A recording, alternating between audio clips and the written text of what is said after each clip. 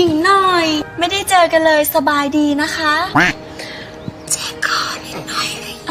ป่วยเหรอคะก็เพิ่งหันหลังกับจันทัวอยู่หลอกมาที่นั่นอากาศหนาวแล้วคืนนี้เป็นยังดูดี